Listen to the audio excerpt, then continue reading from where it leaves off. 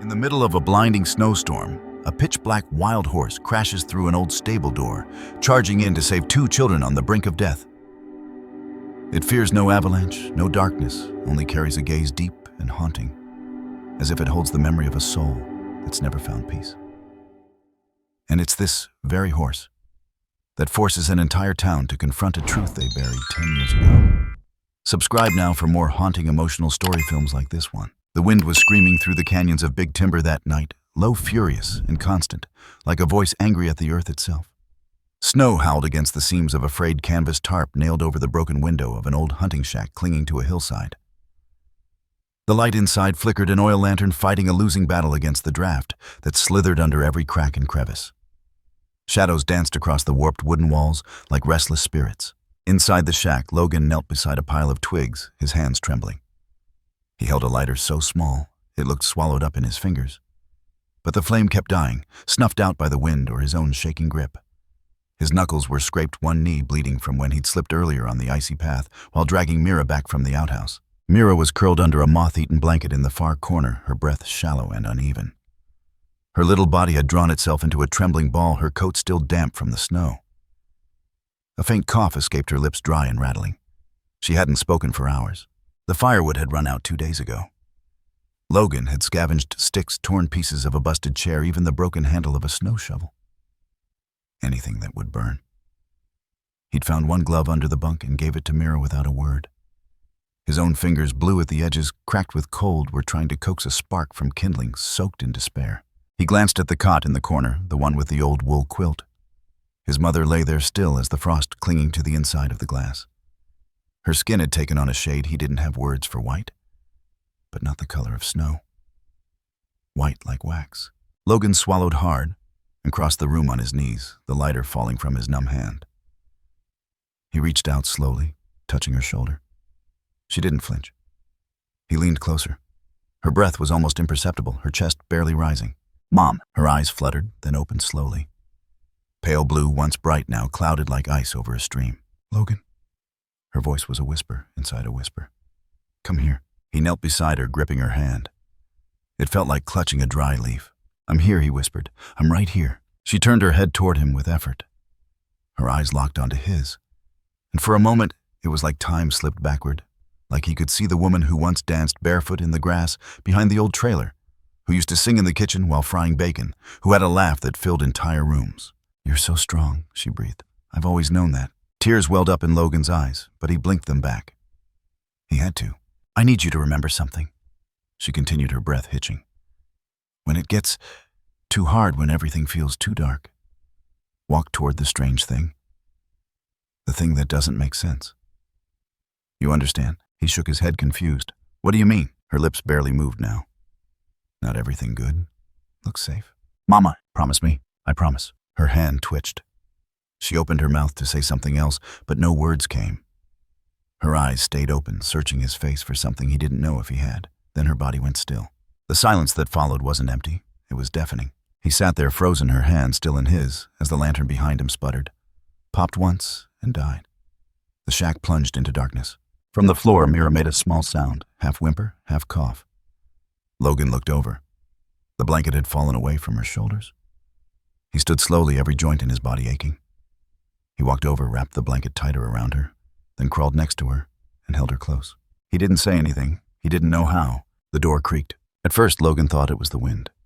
Just another moan through the trees. But the creaking came again, slower this time. He turned. In the darkness, a figure stood silhouetted by the faint spill of snowlight from outside. A man, tall, lean, wearing a patched canvas jacket and a beanie pulled low over greasy hair. Their stepfather, Tanner. He didn't speak. He didn't move. Just stood there, staring at the room like a stranger, trying to decide if he'd ever lived here. "You came back," Logan whispered. Tanner's eyes flicked toward the cot where their mother lay. Then away. His jaw flexed, his expression unreadable. "She's gone," Logan said. Still no response. Then slowly, mechanically, Tanner stepped backward. One foot crunching into snow, then the other. "Wait," Logan said, rising. "Where are you going?" Tanner reached behind him, gripped the door handle. "We can't stay here. She's not breathing. Mira needs..." But the door was already closing. No anger, no grief. Just quiet detachment, like a man turning off a light he didn't care for. The door clicked shut, and he was gone. Logan stood frozen for a full minute, staring at the wood grain where the man had stood. Then he walked over, pushed against the door. It didn't budge. Tanner had barred it from the outside. A gust of wind slammed against the wall. The window's tarp snapped loose at one corner, snow blasting in. Logan rushed to block it with the broken chair. Then he sank to the floor. No more wood, no food, no help, no way out. He looked at Mira, her lips pale blue, her eyes flickering beneath closed lids. He looked at his mother's still body. And something inside him cracked. But just before the dark could swallow him whole, before hopelessness sank its claws into his spine, he heard it. A sound, low, distant, rising. A sound not made by wind or storm. A sound not made by man. A whinny. It rang out across the night like a trumpet in a war. Then silence. Then again closer. Another whinny. This time followed by the muffled crunch of hooves on snow. Logan scrambled to the window and peeled the tarp back, squinting through the swirling flakes. At first he saw nothing. Just white in trees and shadow. Then movement. From between the trees, something emerged. Something tall, dark, and alive. A horse. Jet black except for a white streak across its forehead, like a lightning bolt frozen in time. It stood motionless, staring at the shack. Steam coiled from its nostrils. Its mane blew sideways in the wind, eyes glinting like coals. Logan's heart slammed against his ribs. The horse stepped forward. One step, then another. Not wild, not afraid, like it knew exactly where it was going. It walked up to the shack, lowered its head.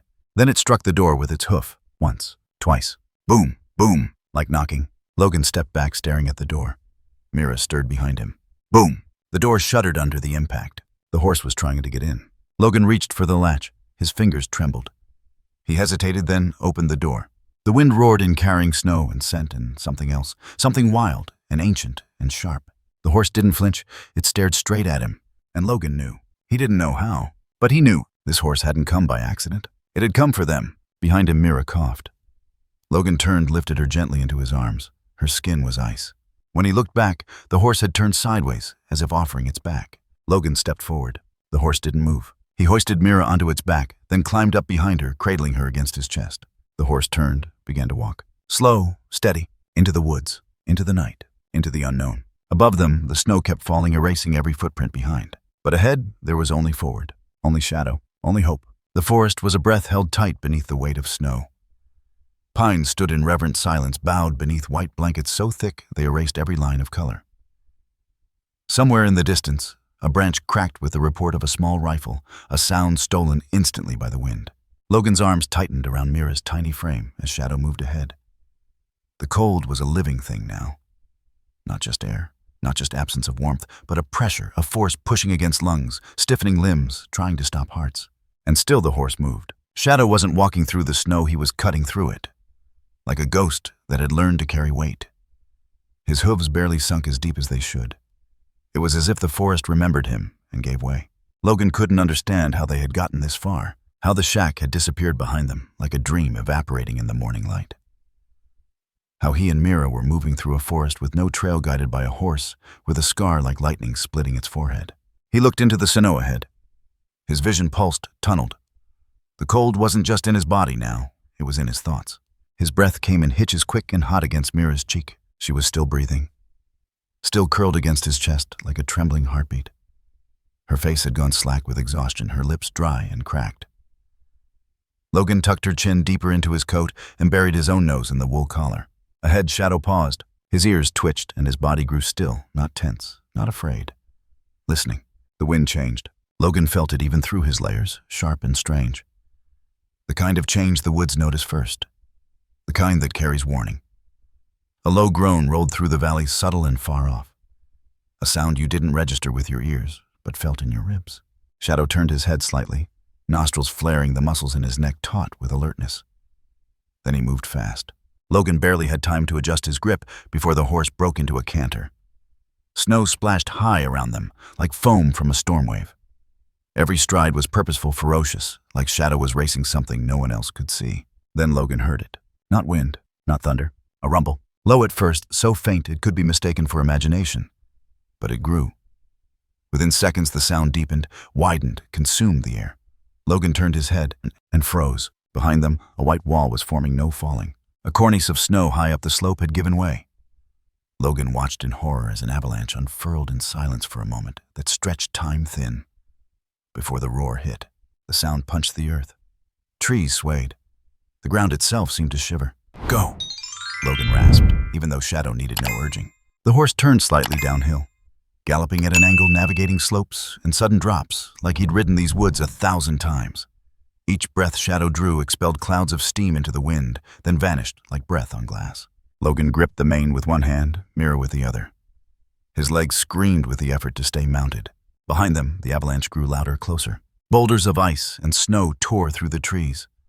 Branches exploded. Birds shot into the sky in panic. The world behind them became movement, noise, and destruction. The forest screamed. Shadow ran faster. Ahead, a ravine opened like a wound in the earth. No time to stop. No other way. Shadow didn't hesitate. He leapt. For a fraction of a second, they were airborne horseboy and girl suspended above the void. Time hung there, stretched thin as a thread between death and miracle. Then they landed, hard snow exploding around them. Shadow stumbled but regained footing, the shock vibrating up through Logan's spine. He gasped, head snapping back. His teeth clacked together. But he didn't fall.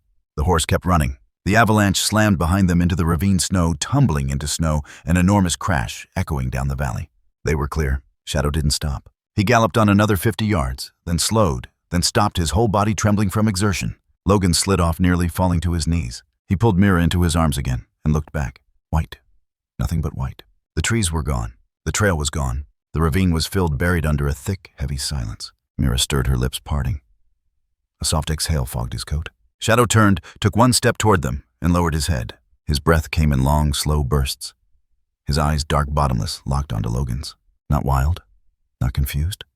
A gaze full of memory, purpose, and Logan knew. Again, he knew without knowing how. This horse had seen death. Not just seen, lived through it, and come back. He stared into those eyes and saw a storm of his own. Every moment since their mother died, every second of waiting for someone to care enough to stay. Every breath he'd taken when he wanted to scream instead. Something cracked in him. Not broken, but broken open. He pressed his forehead to Mira's and closed his eyes. No sound, no words. Only the pounding in his chest, the tremble of Shadow's body, and the gentle hiss of wind through snow-choked trees. Then footsteps. Not human. Logan opened his eyes and saw Shadow stepping forward. The horse extended his muzzle toward Mira, brushed her cheek. She stirred again, eyes fluttered open. "Logan," she whispered, her voice barely a sound. "I'm here," he said, though it felt like someone else was speaking through him. "Cold, I know." Shadow nickered, low, melodic, almost like a lullaby. And then something changed. Not the air, not the light. Something inside Logan. He stood, Mira still in his arms. And without needing to be told, he moved toward Shadow. The horse dipped his head, shifted slightly, and Logan carefully placed Mira on his back. She groaned, too weak to protest. Shadow didn't flinch, just waited. Logan pulled himself up behind her, one leg at a time, muscles crying out from the cold and the ride. They sat there still for a moment. Then, with no command, Shadow began to walk again. Through the forest, through the white, through the still lingering echoes of something that had tried to kill them all. There were no words, only the rhythm, the cadence of breath, of hooves, of a heart that had decided against all odds to keep going. One step, then another, and another. Somewhere behind them, the last remnants of the avalanche settled. A hush fell over the woods once more, but it wasn't the hush of death.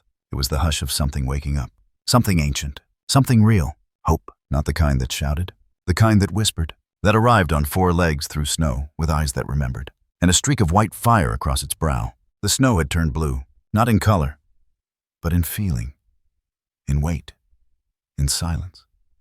It pressed from every side now, folding in on them like the closing pages of a book nobody wanted to finish. Each flake had lost its lightness. They fell like ash, heavy with the aftermath of something ancient. Shadow's steps slowed, not from weariness, not hesitation, but precision. Logan felt it in the rhythm of the horse's gait, the way it shifted subtly, cautiously.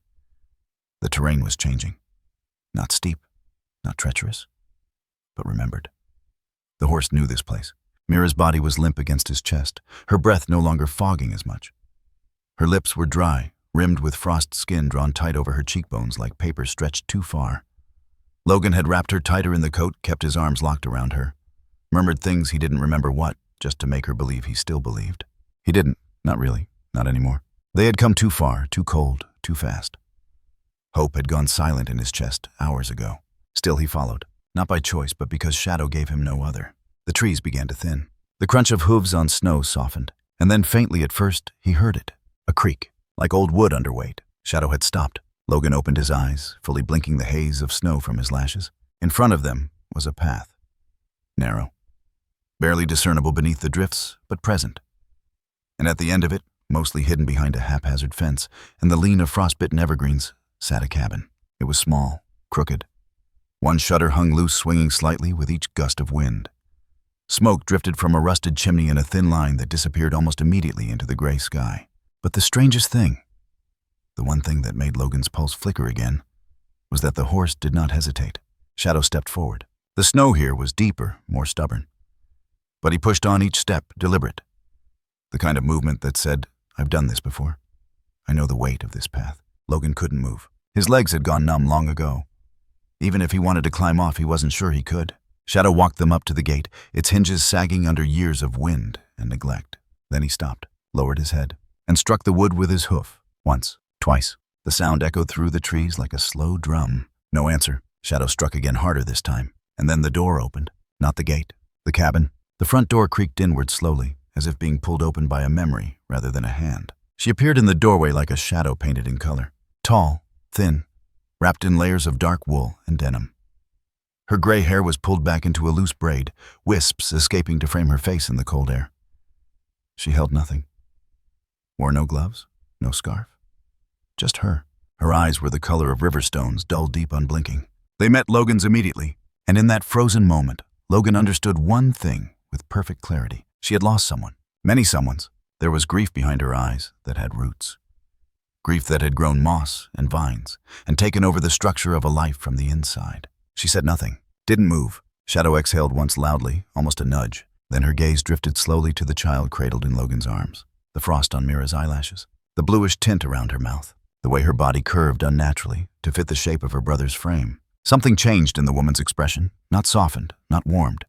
Shifted. She walked down the 3 porch steps without a sound. The snow barely crunched beneath her feet. Logan couldn't speak. He didn't have the words, but he didn't need them. She reached up without asking. Her arm slid under Mira, careful, practiced, steady. She lifted the child as if she'd done it every day of her life. And then she turned around, walked inside, didn't say a word. The door didn't slam. It didn't creak. It simply shut behind her, leaving Logan in the snow with the horse and the wind and a heart that had no idea what had just happened. He sat there for several more seconds, staring at the closed door, listening. Nothing. Then he tried to move. His legs rebelled, numb, wooden. He almost slid off Shadow, completely catching himself on the horse's flank. He stumbled, barely able to stay upright, and leaned against the animal for a long moment, head pressed to the glossy coat. Shadow didn't move, didn't nudge him forward or pull away, just waited. Finally, Logan turned every step a calculated miracle and limped toward the house. He reached the porch. The stairs creaked beneath his boots. The door loomed. He hesitated. Something about this place? The quietness of it, the way the woman had appeared from it, unsettled him. It was like stepping into someone else's grief, someone else's memory. But Mira was in there, so he reached out and pushed the door open. Inside it was dim and warm. The smell of cedar smoke filled the air. He stepped in and shut the door behind him. The woman stood by a battered wood stove, stoking a small fire into life with sharp, economical movements. She had already pulled Mira's coat off, wrapped her in a thick quilted blanket, and set her near the heat. A kettle sat on the stovetop, hissing quietly. Steam curled upward toward the low ceiling. The woman didn't look at him, but she spoke. "Take off your boots." Her voice was rough, not unkind, like stone worn smooth by water. Logan obeyed without answering. His boots made wet sounds as he peeled them off, socks sagging and soaked. He stood on the rug, unsure of what to do. The woman disappeared into the next room, then returned with a small towel and a glass jar. She sat in front of Mira and began dabbing her lips with something that smelled like pine and honey. "She'll come back," she said quietly, almost to herself. But slowly. Logan nodded, though she hadn't asked. She looked at him for the first time. "You hungry?" His lips parted, but all that came out was, "Thank you." The woman nodded once, then stood, walked to the tiny kitchen, and ladled soup from a pot into a cracked ceramic bowl. She set it on the table, gestured to a chair. He sat. His hands shook too much to hold the spoon properly, so he used both hands. It tasted like warmth, not flavor, warmth. She didn't ask for his name, didn't give hers, not yet. She watched him eat silent, her eyes never quite blinking. When he was done, she said only, "You'll need dry clothes." Then she walked down a hall and left him alone again. The fire cracked. Mira murmured something in her sleep. Outside the window, Shadow stood just beyond the gate, unmoving. Logan stared at him, watched the snow gather in his mane around his legs, watched the horse blink once slowly. And in that quiet, amid the warmth and the food and the rising steam, Logan understood something he hadn't been able to before. They were still alive. They had been found, and even if he didn't know why or how, they had been seen. That, above all, felt like the first real miracle of his life. The house had fallen into a heavy quiet, the kind that settles thick on your skin and creeps under the floorboards. It wasn't just silence, it was memory made still. Mira slept curled near the fire, her cheeks flushed now with warmth instead of fever. The heavy quilt rose and fell in slow, even rhythm. A small tuft of her hair stuck out near her ear, damp and clinging to her temple. Logan sat cross-legged on the braided rug beside her, eyes fixed on the flicker of flames inside the stove. He could still feel the heat of the bowl he'd just eaten from lingering in his fingers. For the first time in days, his stomach wasn't gnawing, but he couldn't relax. His muscles had forgotten how. Across the room, the woman Grace, though he didn't yet know her name, sat in a rocking chair unmoving. Her profile was carved in amber light and shadow. One hand rested in her lap, the other on the armrest, fingers curled like she was holding something long gone. Logan's eyes wandered. The cabin was sparse, but not neglected. Clean, but worn. Every object looked as though it had been touched 1,000 times, each with a story. The clock on the wall had stopped ticking. The bookshelf leaned slightly to the left. A half-knitted scarf sat abandoned on the side table. And then he saw it. On the mantel just above the stove, a small wooden frame plain square dark from age. Logan rose slowly, careful not to wake Mira. The floor creaked once beneath his socked foot, but Grace didn't move. She was staring into the fire, her face empty, eyes far away. He stepped closer to the mantel. The photo inside the frame was black and white, a little grainy. But there was no mistaking it. A boy, maybe 17, laughing. His arms were outstretched in triumph, his head thrown back just slightly. And beneath him a horse, jet black. A jagged streak of white slashed across its forehead like a bolt of lightning frozen in time. Shadow, the same horse. Logan leaned in. The boy's smile was familiar. Not exactly the same as his own, but there was something in the angle of the jaw, the set of the brow. He stared at the photograph until it blurred. It was impossible, but it was real. He turned to speak, asked the question, already forming at the back of his throat. But Grace was already looking at him. She hadn't turned, hadn't shifted, but her eyes were on him now. And there was something about the way she looked like she'd been waiting for that moment all night. Logan opened his mouth, but she spoke first. "That's Daniel," she said. Her voice was rough, not from age or illness, but from not being used. "My son." Logan swallowed. He looks..." "I know," she said, cutting him off. "You're not the first to say it." The fire cracked between them. Grace exhaled a slow breath that seemed to take effort. "That photo was taken 3 weeks before he vanished," she said. "He'd taken Shadow into the hills that day. Said he'd found a trail no one knew about. Said it felt like a place out of time." She paused. "He didn't come home that night." Logan didn't speak. "I searched for him," she said, her voice drifting now like snow on glass. "For weeks, months. Rode out every day until Shadow came back alone." She looked at Logan again, eyes narrowing just slightly. "That horse stood out there," she said, jerking her chin toward the window for 3 days straight. "Didn't eat, didn't move, just stared up at the ridge. And then he left." Her voice went flat. "Hasn't stepped foot near this place since." The air in the room changed. Logan felt it like the ceiling had lowered, like the walls had inched inward. The fire snapped again. Mira stirred slightly behind him. Grace leaned forward. "So now you tell me," she said, quiet but razor sharp. "Why did that horse bring you here?" Logan froze. He didn't know what to say. He wanted to explain about the snowstorm, the avalanche, the way Shadow had appeared like a ghost in the night and knocked on their door like he'd been sent. But all of that sounded like madness when spoken aloud. Grace waited. Her eyes weren't angry, but they weren't soft either.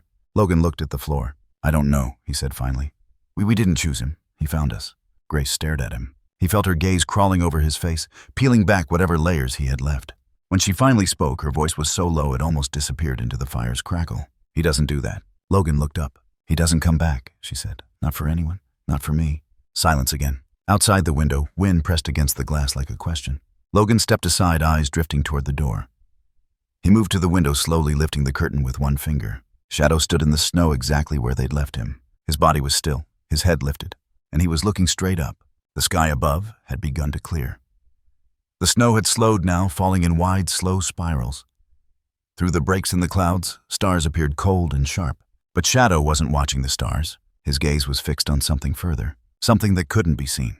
Logan watched him. The horse didn't blink. The snow caught on his mane and melted slowly. Frost clung to the white streak on his forehead like a crown. It wasn't just an animal, Logan realized. It wasn't instinct. It wasn't chance. There was something in Shadow. Something that pulsed beneath his skin. A presence. an intent.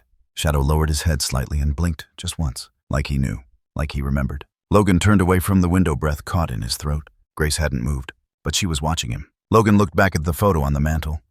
The boy on the horse, laughing. His mother sat still as stone. "Do you think—" Logan's voice was thin.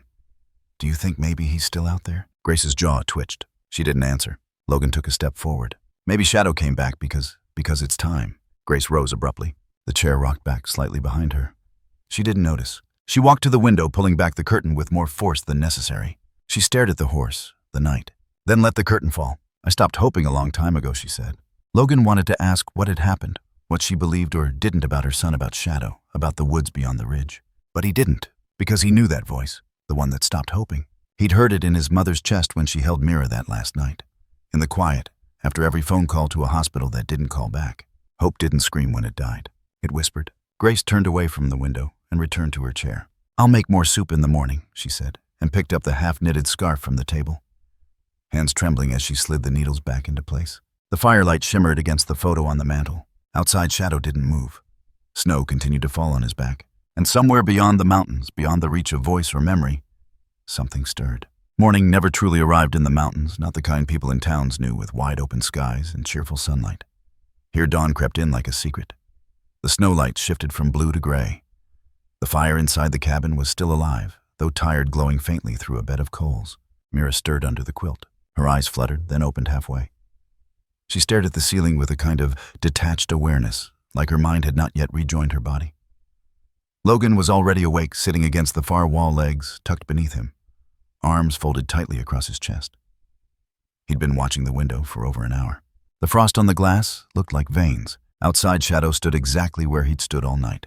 "He hasn't moved," Logan said quietly, noticing her gaze had joined his. Not once. Mira sat up slowly, rubbing her hands together. Her lips were less blue. Her voice, when it came, was barely louder than the whisper of the wind outside. "Who is he?" Logan turned to her. "Shadow," she added, her brow furrowed. "That horse? He's not just a horse." Logan looked away. There was a pause. "You saw that photo?" she pressed. He nodded. "And I don't know," he said too quickly. Mira tilted her head. "You do?" Logan's fingers clenched. "I don't," he repeated. "All I know is we'd be dead if it wasn't for him." She stared at him. Her voice, when it returned, was thin. "But why us?" He didn't answer. Just stood and walked to the woodpile, fiddling with logs that didn't need rearranging. "I don't need you to protect me," she said. Logan's jaw tightened. "I didn't say you did. You're doing it anyway." He kept his back to her, the silence thickening. Behind them, a door creaked. Grace stepped into the room. Her eyes flicked from one sibling to the other, then down to Mira's blanket, neatly folded now on the floor. "She's warm enough," she said mostly to herself. She walked to the stove and adjusted the pot of porridge she'd been simmering since dawn. Her movements were careful, practiced, but there was something taut about them this morning, like a string pulled too tight beneath the surface. Logan glanced at her and, for the first time, noticed a thin chain around her neck. Something small, perhaps a charm or a locket, was tucked beneath her sweater. It tapped faintly against her chest as she moved. The silence inside the cabin began to take on a different kind of shape. Grace stirred the pot a few more times, then wiped her hands on a towel and walked to the back hallway. She hesitated. Her hand hovered just above the knob of a closed door. The wood was darker than the others, like it had absorbed more pain than its neighbors. The handle, brass and dulled with time, had a small scratch across it, barely noticeable. She placed her hand on it, paused, then turned. The lock clicked open. Logan straightened, watching her retreat into the shadows beyond the doorway. He didn't follow, didn't breathe. The door remained open. Grace flicked on a small lamp inside, revealing walls that had been closed to the world for a decade. Dust hovered in the air like time suspended. She crossed the room and opened an old chest at the foot of a twin bed. Inside were pieces of a life once lived. First came a saddle leather worn and softened, the stitching frayed at the edges. Grace ran her hand across it like one might stroke a face. Her eyes glazed over with memory. Then she pulled out a red scarf, half charred at one end. The fringe was melted, curled in on itself like a burnt ribbon. She set it aside gently. Beneath it, wrapped in flannel, was a handheld recorder. Plastic cracked at the corners, one of the buttons missing. She turned it over.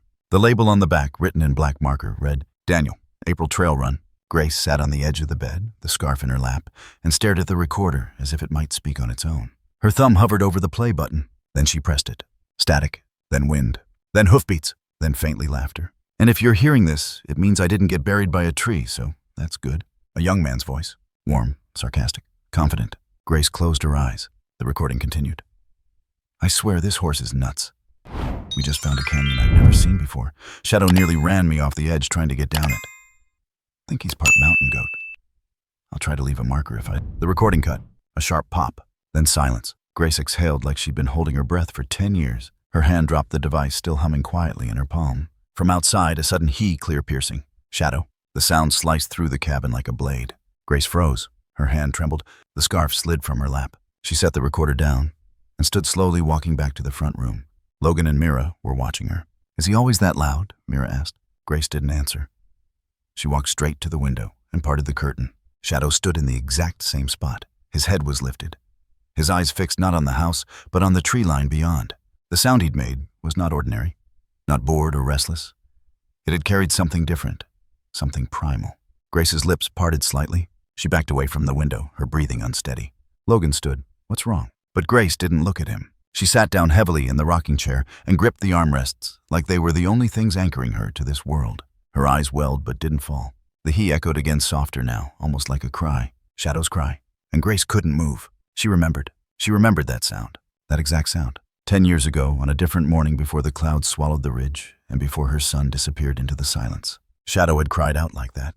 Grace had been in this very chair. Knitting. She had paused yarn mid-loop, and the sound had cut through her spine like lightning. She had stood, walked to the door, opened it, called out Daniel. No answer. Only wind. And Shadow standing where he stood now, looking the same direction, refusing to move. She had ignored it. Closed the door. And by nightfall, Daniel was gone. Now the horse stood the same way. Same place. Same sound. Same message. Her hands began to shake. Mira looked between them. What is it? Grace turned her face slightly, then finally met Logan's eyes. Her voice cracked when she spoke. He's remembering. Logan stepped forward, heart pounding. Remembering what? Grace swallowed hard. The last time he made that sound, she whispered someone didn't listen. Outside, Shadow lowered his head. Snow continued to fall, but lighter now. Mira moved closer to the window, her hand resting gently on the glass. Do you think he's still waiting? She asked. Neither Logan nor Grace answered. But the silence between them said everything. Yes. Yes, he is. The snow had slowed to a lazy flurry, but the cold still snapped sharp as teeth. The road into town was slick with slush and lined with tire ruts that had frozen overnight into jagged ribs of ice. Logan walked with his head down, boot-soaked hands stuffed deep into his jacket pockets. Grace had handed him a short list scrawled in neat block letters: fever reducer, antiseptic cream, cough syrup. Mira's cough had returned before dawn. Logan hadn't said it aloud, but in the pit of his stomach he knew the fever was building again. He passed a gas station with a broken neon open sign flickering erratically. The few people out on the sidewalk didn't look up as he walked past. This was a town where everyone knew everyone else and no one knew him, or so he thought. It started with a voice behind him. Hey! Logan slowed, turned. 3 boys stood near the ice machine outside the gas station. Teenagers, all taller than him, all wearing the same Montana hunting jackets, camo-patterned and dusted with snow. One of them had a red soda can in his hand, which he crumpled lazily as he stepped forward. You from Grace's place? The tallest one asked, smirking. Logan said nothing. The second boy laughed under his breath. Didn't know she was collecting strays again. That your sister, the third one, chimed in. She the sick one I heard y'all froze half to death. Guess she's still dying. Logan stiffened. The bag in his hand crinkled. The first boy stepped closer. You know what they say about folks like you, right? People who show up out of nowhere with nothing but a story leech. Parasite. Ghost. He leaned in, breath reeking of whatever garbage gas station snack he'd been eating. You don't belong here. Logan's throat burned, but not from cold. From the heat of it. Rage. He started to move, wasn't even sure what his body was planning when something shifted in the corner of his eye. A figure, standing beneath the overhang by the vending machines, wrapped in layers of dark wool. Small. Thin. Aaron. Logan had seen him before. At the far edge of the market last week. At the library once alone, sketching in a spiral notebook while the rest of the kids watched football. He was known around town, the mute boy, born without a voice, never spoke a word. Most kids ignored him. Some mocked him. He never responded. Now he just stood there, watching. The tallest bully noticed him too. Look, even the mutes come to stare, he scoffed. Aaron's eyes didn't move from Logan. He didn't blink. He didn't flinch. He stepped forward. The bullies fell quiet. Something about his walk. The calmness, the stillness. It made them nervous. Aaron came up to Logan, slipped something into his hand, and turned around. Just like that. No words, no look. Just that. Logan opened his palm, a piece of rough cloth folded around a small, still warm roll. Bread. and a tiny folded paper. His fingers still stiff from the cold, fumbled to open it. One line, scrawled in careful, jagged letters. I was left too. But I chose to stand up. Logan stared at it. The bread steamed gently in his hand. The other boys shuffled uncertain now. The moment had passed, the tension broken. The leader muttered something under his breath and turned away. They left. Logan didn't watch them go. He looked back down the street. Aaron was already gone, not a single word spoken. But Logan's chest felt heavier and stronger. He folded the paper and tucked it inside his jacket. He bit into the bread. It was simple, coarse, a little sweet, but it tasted like something he hadn't felt in days. Dignity, not given, claimed. He turned and walked back toward the pharmacy, but something in him had shifted. His stride was firmer. His shoulders squared. He wasn't just surviving anymore. He was choosing to stay, choosing to try. When he stepped out of the store 20 minutes later, bag of medicine clutched in one hand, the sky had begun to clear. The clouds parted just enough to let slivers of winter sunlight break through thin white, almost silver. Logan looked up. The wind caught his hair, brushed across his cheeks. It didn't feel cruel anymore. He began the long walk back to the cabin, every step echoing the rhythm of 5 words beating in his chest. I chose to stand up. The forge had not been lit in weeks. Snow clung to the eaves of the low-roofed shed, like overgrown eyebrows, sagging heavy with the weight of storms long past. The windows were crusted with frost, and the iron bell above the door hung silent. No smoke, no clang, no sound of hammers striking hot steel. Grace stood outside for a long time before knocking. She hadn't stepped foot here in almost a decade. Not since the search parties ended. Not since Joe stopped speaking to almost everyone, herself included. The door creaked before her knuckles touched the wood. He had been watching. Joe stood there hulking and still, his thick frame taking up most of the doorway. The years had not shrunk him. His beard had turned white, but his arms were still corded with muscle and soot. His eyes, pale blue and unfriendly, landed on her with a weight that made her feel 15 years younger and twice as uncertain. "I'm not here for pleasantries," she said flatly. Joe didn't move. "I came about the horse," she added. A flicker crossed his eyes. Then he turned and walked inside. Grace followed. The warmth hit her first. Though the forge wasn't lit, the embers had been stirred recently. A small stove in the back glowed with a quiet flame, and the smell of oil metal and damp leather lingered in the air. Tools hung with the precision of habit. An old anvil stood at the center like a monument. Every inch of the space was shadowed heavy with memory. Joe walked to a workbench, picked up a tin mug, sipped from it, and said nothing. She stayed standing. "I saw him again," she said, voice tight. Joe's hand didn't tremble, but his lip twitched. "Shadow," she continued, "after all this time." Joe set the mug down. "That horse," he muttered, "was always more animal than beast." She raised an eyebrow. "That's supposed to mean something?" Joe exhaled slowly. "Means he felt things deeper than most men I know." Grace stepped forward. "He brought them to me. 2 children, near frozen, led them out of the forest like a damn guide." Joe turned then. His gaze was sharp now. "What made him go in?" Grace hesitated. "I think he heard something, or remembered something." Joe wiped his hands on a stained cloth. "That horse doesn't just remember. He keeps." Grace didn't understand. Her eyes narrowed. "Keeps what?" Joe walked over to a wall cabinet, opened it, and pulled out a battered leather satchel. He placed it on the bench between them. The leather creaked when he opened it. Inside were old tools. A rusted rasp, a bent horseshoe, a roll of yellowing cloth. And beneath that, something wrapped in brown paper. He unwrapped it slowly. A torn piece of notebook paper, creased, smudged, water-stained at the edges. He handed it to her. Grace took it in silence. She unfolded it. A crude map, sketched by hand. Trees, ridges, a marked X near the top right corner. Her throat closed. She looked up at him, barely able to speak. "This was wedged beneath the seat lining of Daniel's saddle," Joe said. "Found it when you brought Shadow in to be reshod, before the boy disappeared." Grace blinked rapidly. "You never told me. You never came back," Joe said simply.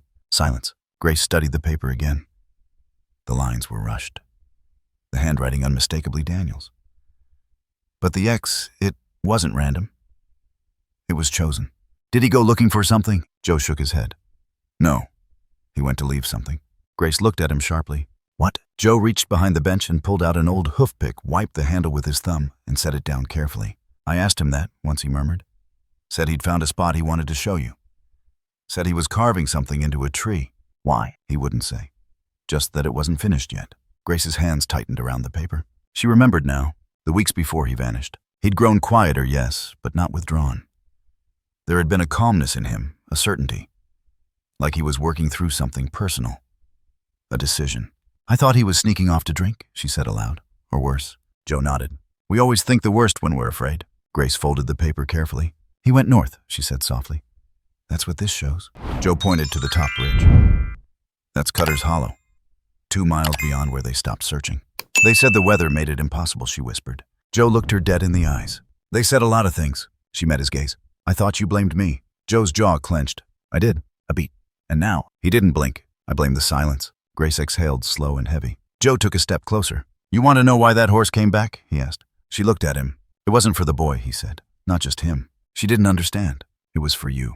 Grace flinched. Joe reached forward and tapped the folded paper in her hand. That promise Daniel made, it's still out there. Still unfinished. He gestured toward the cabin window. That horse didn't forget. And he didn't forgive. Grace's voice cracked. Forgive what? Joe's words came like iron. You're running. She turned away, blinking hard. I lost him, she whispered. Joe stepped around the bench, softer now. We both did. He picked up a horseshoe from the wall, turning it over in his palm. I lost my son to the same silence. Different year, different story. Same damn silence. Grace turned slowly. What was his name? Joe looked up. Matthew. She nodded once. He continued. We never talked about it. About the war, about what it did to him. I thought he'd get over it. One day he just didn't come back from the ridge. Grace's breath caught. And you never looked. Oh, I looked, he said. But never where it mattered. His eyes softened. You don't make that mistake twice. The wind howled outside, brushing snow against the window like fingers drumming. Grace looked down at the map again. At the X. A single mark. A place beyond silence. Beyond fear. Joe spoke once more, quiet and firm. You want the truth? She nodded. Then you'd better be ready to look it straight in the eye. Their gazes held. No sound. No lie between them. And somewhere outside the forge, a horse shook the frost from its mane and stared north. The smell of smoke clung to the porch wood, even after the fire had been out for hours. The snow had crusted hard over the yard, the kind of freeze that stiffened even the wind. Mira sat on the steps, cheeks pale, wrapped in a wool blanket too big for her. Her hands cradled a chipped mug of lukewarm broth Grace had given her earlier that morning. Down the road, voices drifted in the air. Not loud, but sharp enough to cut through. Mira blinked. The voices belonged to 2 women, the old neighbor with the blue truck and her niece from town. They didn't know she was there. Or maybe they did and didn't care. Should have put that animal down years ago, the older one said. God, I thought it died after the boy vanished, the niece replied. They say it wandered back out of the woods, just stood there like it was possessed. Some folks believe animals carry souls that ain't found peace. Or worse, that it took his. A pause, a sip of something hot. I told Grace once. Told her that horse was cursed. Mira's hands tightened around the mug. Ma always said there's animals that open doors, the niece added. But there's others that close them. That one's a closer. I can feel it. The wind shifted. Their voices carried no further. But the damage had already curled up inside Mira's chest like cold metal. She rose slowly, the mug forgotten on the steps. Inside, Logan was pulling on his coat. His eyes locked on hers the second she pushed the door open. She didn't say it out loud. She didn't have to. He saw it in her face. What did they say? Mira looked down. Logan. He moved past her. Out the door. His boots thudded against the porch. He strode toward the paddock where Shadow stood beneath the lean-to shelter's snow, dusting the saddle blanket they'd thrown over him. Logan, wait, Mira called. He stopped at the gate. Threw it open. Shadow looked up. Logan's hands shook not from cold, but something deeper. He reached up, untied the rope, and began walking the horse toward the road. Grace stepped out of the house, just in time to see it. Where are you going? Her voice cracked. Away, Logan spat. Before they put a bullet in him. Grace flinched. He's just a horse, she tried. Weak, wrong. Logan turned. Is he said. Because I'm starting to wonder if anyone around here knows what a soul is anymore. Grace took a breath, but he didn't give her space. They called him cursed, he hissed. Said he's carrying something evil. What they mean is they're afraid of him. Of what he remembers. Grace stepped off the porch, her coat flapping. He brought you here, she said, voice steadier now. Doesn't that count for something? Logan's eyes burned. No, because no one wants to see it. You don't either. He tightened his grip on the rope. Shadow didn't flinch. Just watched. Grace moved closer. He's dangerous, Logan. No, he said, stepping back. He's not. He's just real. She hesitated. I saw the look in your eyes, Logan said, voice cracking. When he came back, you were scared of him. Like everyone else, like he's guilty. You don't even know what happened, he yelled. Grace shook her head. You've all made him a villain in a story none of you finished reading. Silence fell. The wind sighed through the bare trees. Mira stepped forward, clutching the blanket tighter. Logan, she said quietly.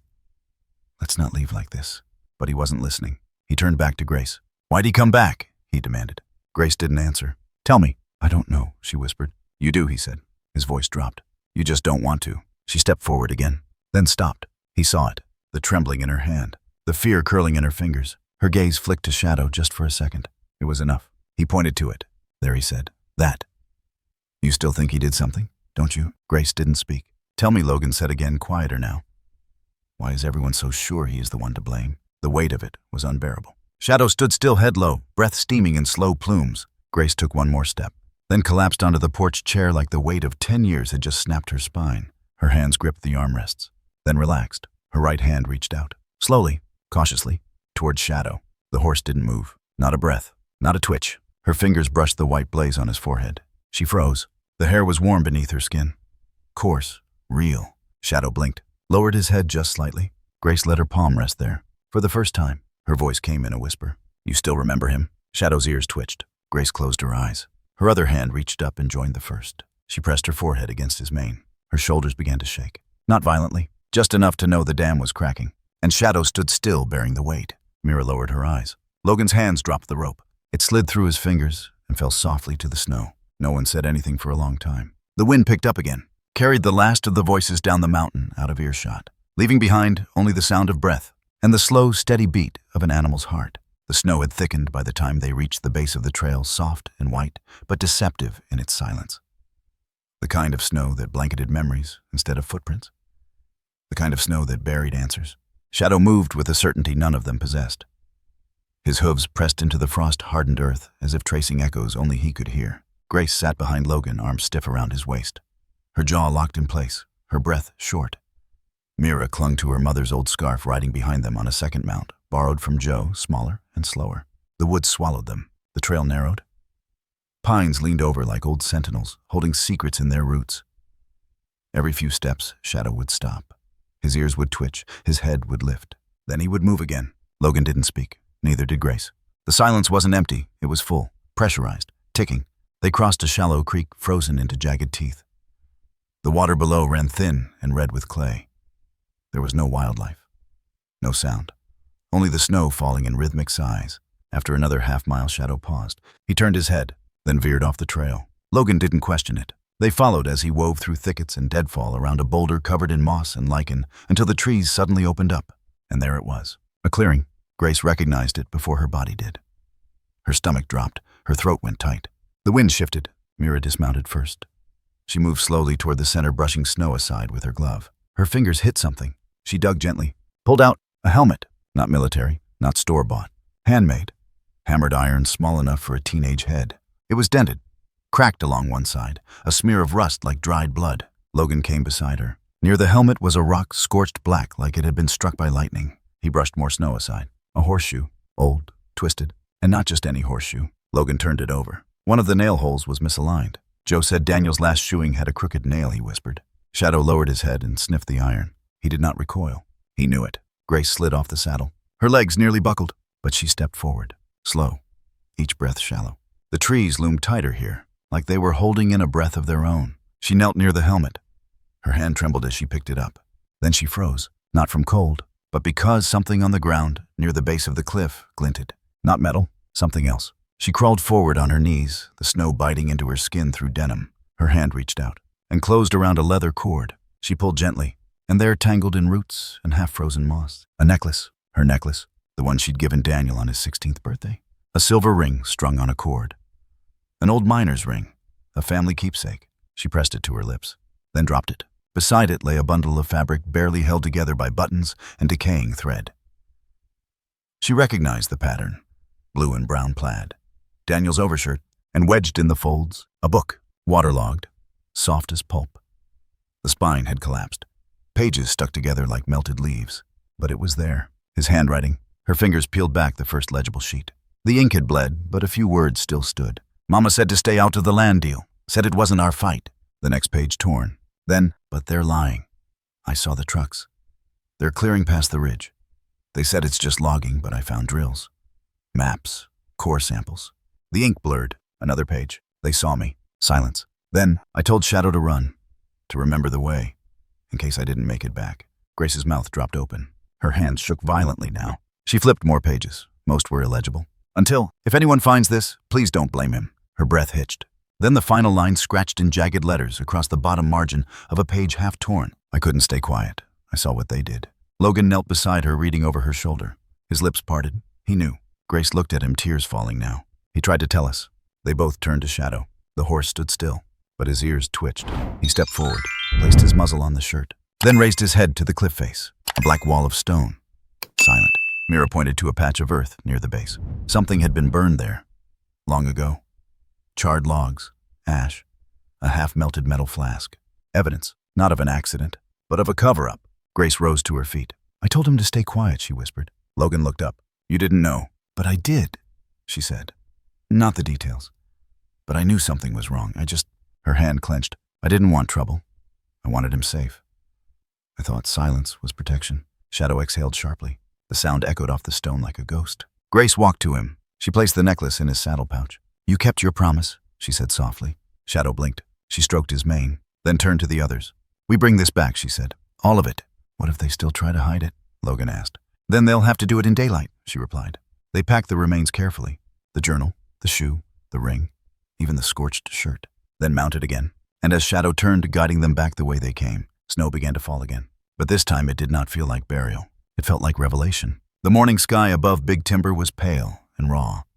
The kind of sky that seemed to warn of storms, even when it held back its snow. Frost etched every storefront window. The courthouse loomed like a leftover from another century, its white facade, weathered columns cracked at the base, and an American flag half-frozen mid-wave above the steps.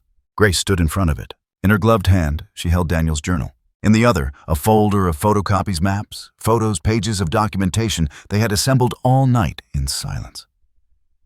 Logan and Mira flanked her shoulders, squared faces taut. She hadn't worn black for mourning. She'd worn it like armor. The front steps felt taller than they ever had. She climbed them anyway. The doors groaned as she pushed them open. Inside, the air was warmer, but hostile in another way. Dry and stale, filled with the faint scent of bureaucracy and floor wax. Two men waited at the top of the hallway, one in a brown tweed jacket with a comb over the other in a blazer far too clean for Montana winter. Neither smiled. She handed over the folder. The one in tweed leafed through it lazily. The hell is this? Evidence, Grace said calmly. Of what? She looked him in the eye. My son's death. And what led to it? The other man snorted. Lady, I'm sorry for your loss, but this... Some scribbles in a diary, a burn mark on a rock. His voice dropped into something colder. You come in here accusing local contractors, forestry teams, hell. Even elected officials based on this. Grace said nothing. The man stepped closer. You do realize slander like this is... It's not slander if it's true, Logan snapped. The man turned on him. And you are a survivor. The man waved him off. Look, we've had enough conspiracy nuts walking into this building. She's not a nut, said a voice from behind them. They all turned. The front doors were still swinging. Aaron stood there, his parka open, cheeks red from wind hands buried in his pockets. Logan's eyes widened. Aaron. Behind him came others. One by one they filed in, people from the edge of town. Women with weather-beaten faces. Men in faded flannel jackets. A teenager with a scar that ran from her jaw to her collarbone. A boy with a limp. An elderly woman with oxygen tubes. They moved in quiet unity. Aaron held a handmade sign. I was silenced too. Another held one that read, We remember, we saw. And another, No one is invisible. The two men at the top of the steps looked unsettled now. Grace stepped forward again. My son wasn't the first, she said. But he was the first to write it down. The man in the blazer scoffed. You want us to believe all this because of what, a ghost story and a goddamn horse? That's when the doors opened again. Not with hands, but with hooves. A gasp rippled through the hall. Shadow stepped forward. No reins, no rope, just Shadow. Alone, he walked with purpose. Muscles flexing beneath his winter coat. Eyes sharp forward. The sound of his hooves echoed against marble tile like gunshots in a cathedral. He passed through the crowd. No one tried to stop him. Not even the guards. Mira whispered something. Logan nodded. The sunlight from the east-facing window broke through the glass at the exact moment Shadow reached the center of the room. It hit his forehead first. The white blaze. That single streak across black. It glowed. Not metaphorically. Not poetically. Literally. The beam hit it, caught it, reflected like a spotlight on a truth no one could deny anymore. The man in tweed muttered something and backed away. Someone in the back began to cry. Shadow let out a cry. A he-deep guttural rising. It shook the air. The walls. He reared slightly, not in threat, but declaration. Then he landed. And stood still. No one dared move. Aaron stepped forward. He raised his hand, then opened his palm slowly, and pointed at Grace. She looked back at him, stunned. He pulled another sign from his backpack. This one read, Let her speak. The silence was not just absence of sound. It was consent. It was shift. Grace stepped forward. Her voice was low, but clear. My son died because he refused to stay quiet. Because he saw something he wasn't supposed to. Because this town chose comfort over truth.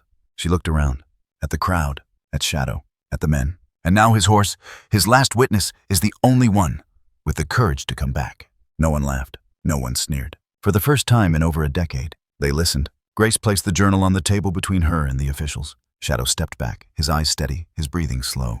Outside, more people had gathered, holding signs, photos. One woman clutched a faded newspaper clipping. Another held up a broken boot. All artifacts, all pieces of forgotten stories. The courthouse had become a cathedral of reckoning led by a creature no one could silence. Grace turned one last time to the men in suits. Her final words weren't loud, but they rang. You don't get to erase him. And with that, she stepped back beside Shadow, placed her hand on his neck. And for the first time since Daniel vanished, she smiled. It wasn't joy, it was justice. The snow had melted slow and stubborn that year. Spring arrived like a secret whispered at first soft breezes instead of storms. Buds shyly pushing through earth that had known too much silence. In Big Timber, change didn't happen fast, but it happened. The state launched a formal inquiry.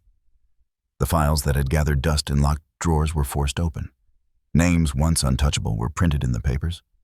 Testimonies long ignored were aired in courtrooms. The old contractor who'd run the mining company disappeared to Arizona before the subpoenas hit. But the story stuck. Daniel's story, the truth, was no longer a rumor told in half-drunk whispers. It was evidence. It was fact. Grace didn't watch the news coverage. She didn't need to. One afternoon, an officer knocked on her door with a folded document. His voice was low when he said, "They're changing the ruling on his death certificate. Not lost, not accidental, but wrongfully killed during active investigation of illegal land seizure." She didn't cry, but her shoulders eased for the first time in 10 years. Logan and Mira stayed, not because they had nowhere else to go, but because Grace asked them to. The paperwork took weeks. Interviews, visits from caseworkers. But it was Mira's quiet answer during the last visit that sealed it. The woman asked, "Why do you want to live with Miss Grace?" Mira didn't hesitate, because when everyone else was afraid of what the horse meant, she listened. The official signed the papers 2 days later. Grace left the courtroom that morning with trembling hands and 2 children by her side. Not replacements, but continuations. The town came out in full that weekend. They'd gathered at the edge of Grace's land where the pasture met the first stand of pines. Logan had built the cross himself, raw, cedar-sanded and sealed, driven deep into the thawing ground. On it were carved 4 words in clean slanted letters. He remembered. He returned. Underneath, smaller, in memory of Daniel and the horse, who never forgot. The mayor attended. So did the librarian, and Joe the blacksmith, and Aaron, who held a sign again this time in bright colors. "We see now." People brought flowers. Someone played violin. Mira read a passage from Daniel's journal, her voice shaking, but never breaking. Then the silence fell, not empty, but full, of breath held, of things finally spoken, of ghosts gently released. Shadow stood nearby, still and black as night. When Mira stepped toward him and touched his mane, he lowered his head. Just once. Like a bow. That evening, Grace lit a lantern and placed it on the post of the paddock. For him to see his way home, she whispered. No one asked her who she meant. Then one morning, the world had turned fully. The frost was gone. The streams ran fast. The pine tips were tinged with green. Grace was in the kitchen humming.